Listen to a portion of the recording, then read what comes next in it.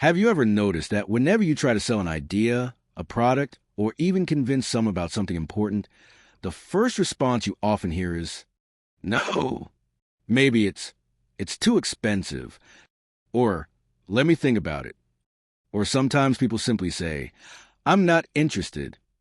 That word, that tiny two-letter word, it stops so many people in their tracks. It makes them feel rejected, defeated, and ready to give up. But here's the truth that separates average salespeople from the legends. In sales, no rarely means never. Most of the time, it simply means not yet. This audiobook is inspired by the powerful ideas from the book Objections, the ultimate guide for mastering the art and science of getting past no by Jeb Blunt. If you truly want to master sales conversations and persuasion, this is a book you should absolutely read. In this audiobook, you will discover the psychology behind objections. You'll learn why customers hesitate, how top salespeople respond with confidence, and how you can transform rejection into opportunity. You'll understand that objections aren't roadblocks. They're signposts. They tell you exactly what you need to address next. If you enjoy learning about sales, persuasion, and personal growth, make sure to like this video, share it with someone who wants to improve their selling skills, and subscribe to the channel for more powerful audiobooks. Let's begin. Chapter 1. Why Customers Say No. Before we can handle objections effectively, we need to understand where they come from. Why do people say no? What's really happening in their minds when they push back against your offer? The answer is simpler than you might think. People say no for three primary reasons. First, fear of risk. Every purchase involves risk. The risk of wasting money. The risk of making a bad decision. The risk of looking foolish.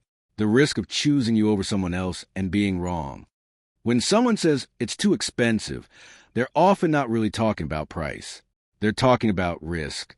They're afraid that the value won't match the cost. They're afraid they'll regret their decision. Second, lack of trust.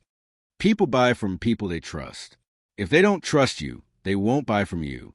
It's that simple. When someone says, let me think about it, they might actually mean, I don't trust you enough to decide right now. They need more evidence that you're credible, that your product works, that you'll deliver on your promises. Third, fear of making the wrong decision. This is related to risk, but it's slightly different. Some people are paralyzed by the fear of making any decision at all. They'd rather do nothing than risk doing the wrong thing. When someone says, I'm not interested, they might just be protecting themselves from the anxiety of decision-making.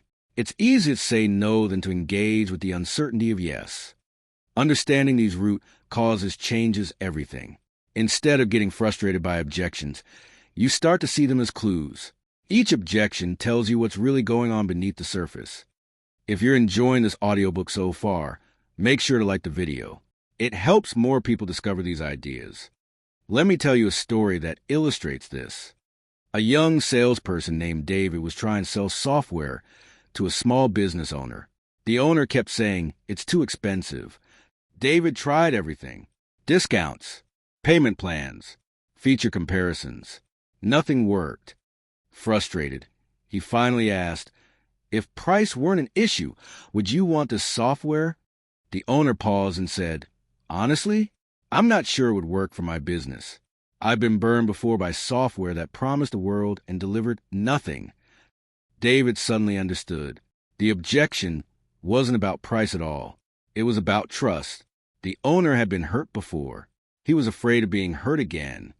David shifted his approach.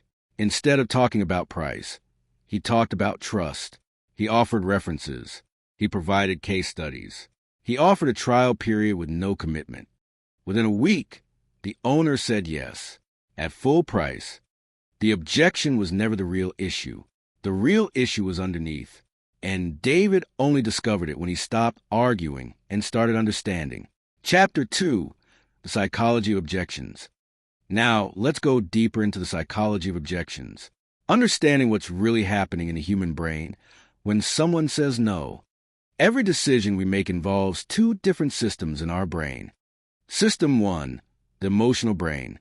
This is a fast, intuitive, emotional part of our mind. It makes quick judgments based on feelings, past experiences, and gut reactions. When someone first hears your offer, their emotional brain reacts instantly. It asks, do I feel good about this person? Do I feel safe? Do I feel excited or threatened? Most objections start here. The emotional brain senses risk or discomfort and sends up a red flag. Too expensive. Not interested. Let me think about it. System 2, the logical brain. This is a slower, more analytical part of our mind. It weighs evidence, compares options, and makes reasoned judgments. The logical brain only engages after the emotional brain has been satisfied. If someone feels threatened or uncomfortable, their logical brain won't even get a chance to consider your offer. This is why you can't argue someone into buying. You can't use logic to overcome an emotional objection. You have to address the emotion first. If you're finding these insights valuable, share this audiobook with someone who works in sales. Let me give you an example of how this works in practice. Imagine you're selling a high-end consulting service. A prospect says, "That's way too expensive." If you respond with logic, breaking down the value, showing ROI calculations, comparing competitors, you're talking to their logical brain. But their emotional brain is still screaming, "This feels risky. I'm scared of making a mistake." The logic won't land because the emotion hasn't been addressed. A better response might be, "I completely understand. This is a big decision. What specifically feels risky to you?"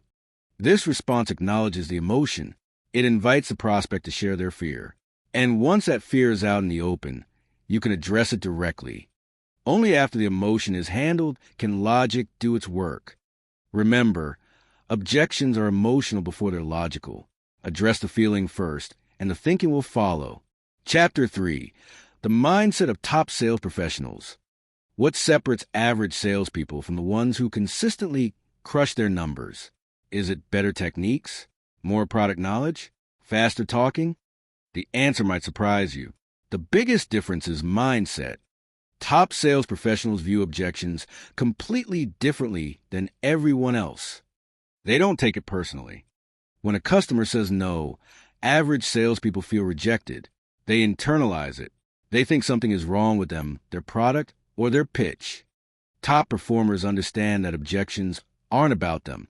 They're about the customer's fears, doubts, and circumstances. They don't get defensive. They get curious. They see objections as interest. Here's a powerful reframe. People only object to things they're considering. If someone truly wasn't interested, they'd just walk away. They wouldn't engage at all. When someone raises an objection, they're actually telling you they're still in the conversation. They're giving you information about what's holding them back. That's a gift. If you're enjoying this audiobook so far, make sure to like the video. It helps more people discover these ideas. They stay emotionally calm. Objections can trigger emotional reactions: fear, frustration, defensiveness. Top performers have trained themselves to stay calm. They breathe, they pause, they respond instead of react. This calmness communicates confidence. It shows the customer that you're not threatened by their concerns, and that makes the customer feel safer. They know that no is temporary. Average salespeople hear no and think the conversation is over. Top performers hear no and think, not yet. They understand that buying decisions are processes, not moments. A no today can become a yes tomorrow, next week, or next year. They stay in touch. They keep providing value. They play the long game. Let me tell you a story about mindset. A sales professional named Maria was trying to close a major deal with a large corporation. She'd been working on it for months. Multiple meetings, countless emails, endless presentations. Then came the final decision meeting. The client looked at her and said, "We decided to go in a different direction." Most people would have been crushed. Months of work down the drain. But Maria didn't react. She paused. Then she said, "I appreciate you letting me know. Would you be open to telling me what influenced your decision?" The client was surprised by her calmness. He agreed to share feedback. He explained their concerns. He told her exactly what they needed. Maria listened. She thanked him, and she kept in touch. 6 months later, The client's first choice failed to deliver. They called Maria. She got the deal. Her mindset made the difference. She didn't see no as the end. She saw it as information. And that information eventually led to yes. Chapter 4. The most common sales objections. Before you can handle objections effectively, you need to know what you're up against. Let's look at the most common objections you'll hear and what they really mean. Objection 1. It's too expensive. This is the most common objection in sales, and it's almost never about price. When someone says it's too expensive, they're usually saying one of three things. I don't see enough value to justify the cost. I'm afraid of making a bad investment. I don't have the budget right now. Your job is to figure out which one it is. Ask questions. When you say too expensive, what are you comparing it to? What would this need to deliver for you to feel it was worth the investment? Objection 2. I need to think about it. This objection often means a person feels pressure to decide and wants to escape. They're not ready to commit, but they don't want to say no directly. It could also mean they need more information, more trust, or more time to process.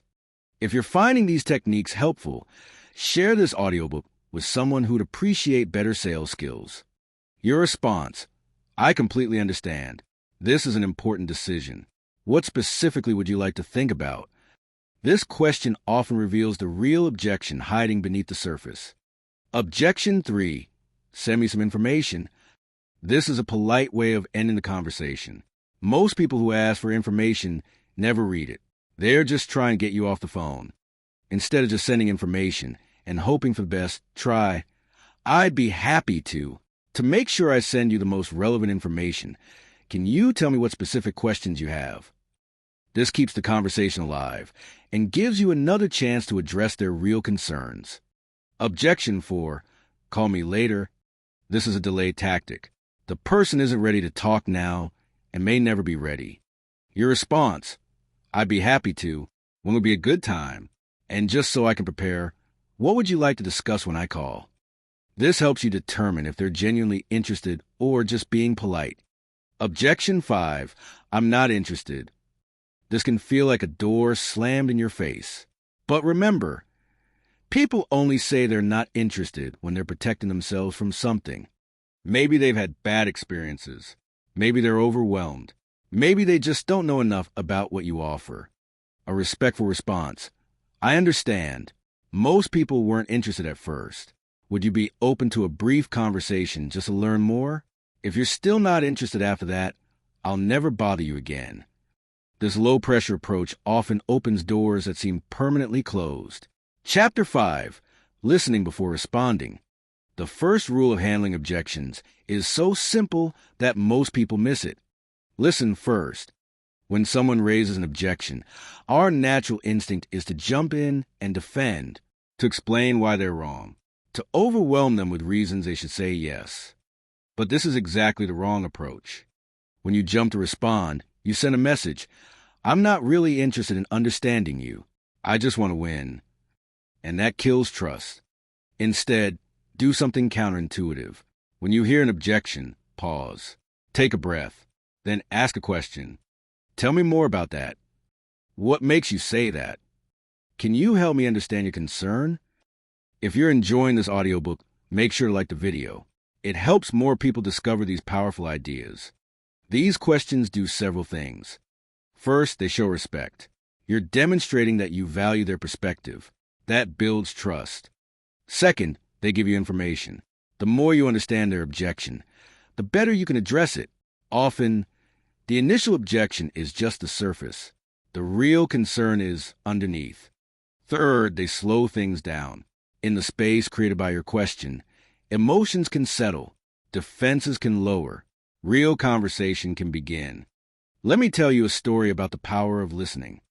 A salesperson named James was meeting with a prospect who kept objecting to everything. Too expensive, wrong timing, not the right fit. James was getting frustrated. Every time he tried to respond, the prospect pushed back harder. Finally, James stopped trying to convince. He just said, "You know what? You've raised several concerns. Before I try to address them, help me understand. What's really bothering you about this? There was a long pause. Then the prospect said something unexpected. Honestly, I've been burned before. The last vendor promised the world and then disappeared. I'm terrified of that happening again. In that moment, everything changed. The objections weren't about price or timing or fit. They were about fear. James listened. He acknowledged the fear. He shared stories of how his company supported clients long-term. He offered references. He suggested a small pilot project to build trust. The deal closed within 2 weeks. All because James stopped responding and started listening. Chapter 6. Powerful Techniques for Handling Objections. Now let's get practical. Let's explore specific techniques you can use when objections arise. Technique 1. The Feel, Felt, Found method. This classic technique works because it builds rapport before addressing the objection. I understand how you feel. Many of my clients felt the same way, but what they found was this acknowledges their emotion, normalizes it, and then gently introduces a new perspective. Technique 2, the question method. Instead of answering the objection directly, ask a question that helps the person think differently. Prospect, it's too expensive. You, compared to what? Prospect, I need to think about it. You, what specifically would you like to think about? Prospect, I'm not interested. You, what would need to be true for you to become interested? If you're finding these techniques valuable, share this audiobook with a friend in sales. Technique 3, the reframe method. Sometimes objections are based on a narrow frame. Your job is to expand the frame. Prospect, this is too expensive. You, I understand. Let's look at this as an investment rather than an expense. If this helps you achieve desired outcome, what would that be worth to you? Technique 4, the value stack method. When price is the objection, stack up all the value you provide. Remind them of everything they're getting. I understand the price feels high. Let me walk through everything that's included. You're getting feature, benefit, support, and results. When you look at everything together, how does the value compare to the investment? Technique 5, the trial close method.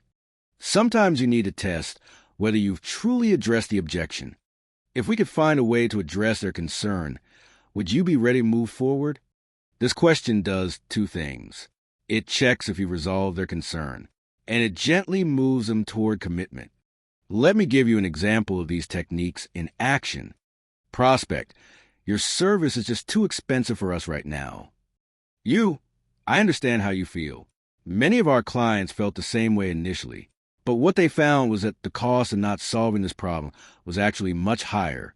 If we could structure payments to work with your budget, would you be open to moving forward? See how that works? You acknowledged the feeling. You normalized it.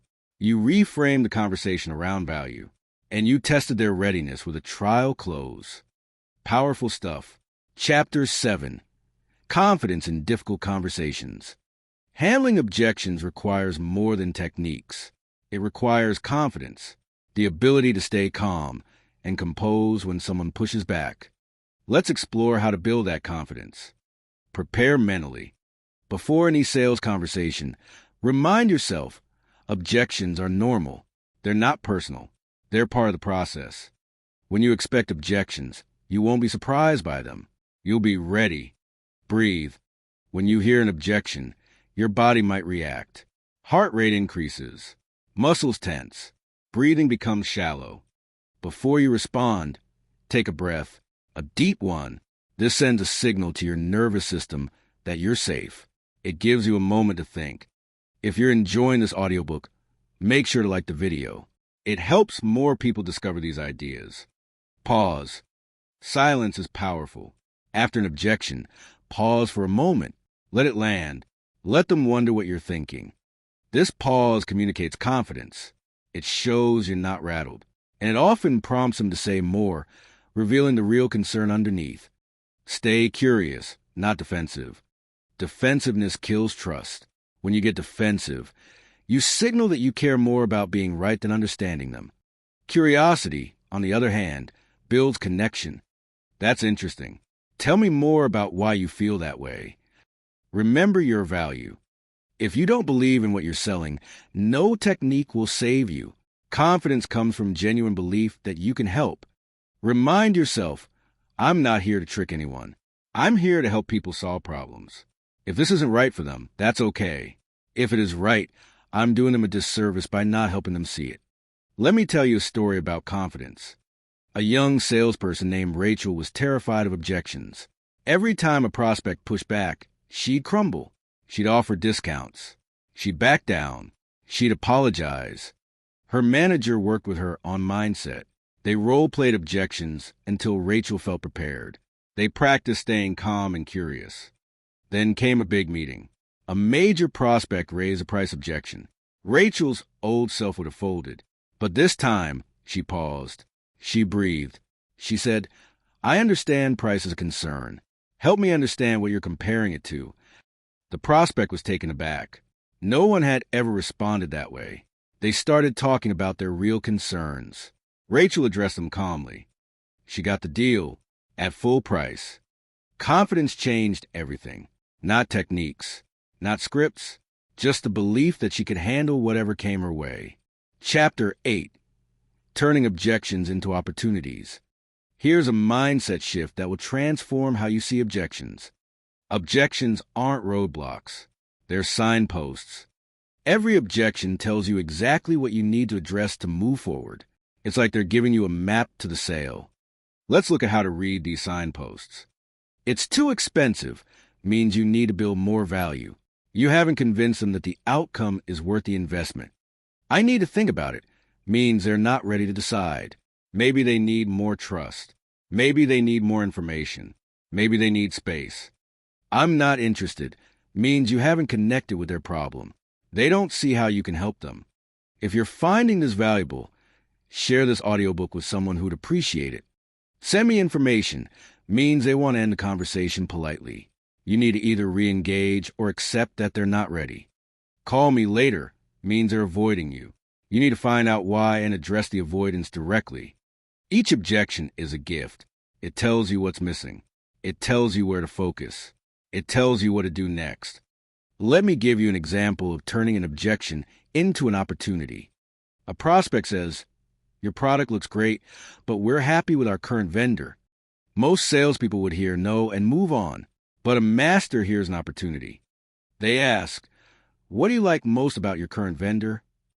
The prospect answers, they're reliable and we've worked with them for years. Now you know their priority is reliability and relationship. You can address that. I understand. Reliability is crucial. What would you say is missing from your current arrangement? The prospect thinks, well, they don't offer the analytics you have. Now you have an opening. You can talk about how your analytics could complement their existing setup. You're not asking them to switch entirely. You're offering to add value. An objection turned into an opportunity. This is what masters do. They don't get stopped by no. They get curious about what's behind it. Chapter 9. Building Trust Through Conversations. At its core, sales is about trust. People buy from people they trust. They buy from people who understand them, listen to them, and have their best interests at heart. Every objection is really a trust issue. The person is saying, I don't trust you enough yet to say yes. So, how do you build that trust? Be genuine. People can smell fake from a mile away. Don't try to be someone you're not. Don't use scripts that don't sound like you. Don't pretend to care if you don't. Authenticity builds trust. When you're genuine, people relax. They feel safe. They open up. Listen more than you talk. The person who talks the most in a conversation is the one who learns the least. If you want to understand your prospect, let them speak. Ask questions. Then listen. Really listen. If you're enjoying this audiobook, make sure to subscribe to the channel for more powerful content. Acknowledge their concerns. Nothing builds trust faster than validation. When someone raises a concern, don't dismiss it. Acknowledge it. That's a really valid point. I can see why you'd feel that way. Many of my best clients had the same concern. When people feel heard, they lower their defenses. Now you can actually have a conversation. Be honest about limitations. No product is perfect. No service works for everyone. If your solution isn't right for someone, say so. This might seem counterintuitive. Why would you talk yourself out of a sale? Because honesty builds trust, and trust leads to more sales over time. The person you're honest with today might not buy today, but they'll remember you. They'll refer you. They'll come back when the time is right. Follow through. Trust is built in small moments. When you say you'll send information, send it. When you say you'll call at 2 p.m., call at 2 p.m. When you make a promise, keep it. These small acts of reliability add up. They show that you're someone who can be counted on, and that's the foundation of all trust. Let me tell you a story about trust. A salesperson named Tom was meeting with a skeptical prospect. The prospect had been burned before. He was guarded, suspicious, and difficult. Tom didn't try to sell. He just asked questions and listened. When the prospect raised concerns, Tom acknowledged them. When the prospect mentioned a limitation of Tom's product, Tom agreed. You're right. That's not our strongest area. Here's what we do well, and here's where we might not be the best fit. The prospect was stunned. No salesperson had ever been that honest with him. He didn't buy that day. But 6 months later, when a different need arose, he called Tom. He said, I remember you. You were the only one who was honest with me. Tom got the deal because of trust. Chapter 10, Becoming a Master of Sales Conversations. We've covered a lot of ground together. The psychology of objections, the mindset of top performers, common objections and how to handle them, the power of listening, techniques that work, building trust through conversation. Now let's bring it all together and explore how to become a true master of sales conversations. It's a marathon, not a sprint. Mastery doesn't happen overnight. It happens through thousands of conversations, through hundreds of objections, through failures and successes, and everything in between. Be patient with yourself. Every conversation is practice. Every objection is a learning opportunity.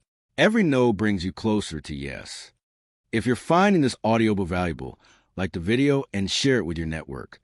Keep learning. The best salespeople are perpetual students. They read books. They listen to podcasts. They attend training.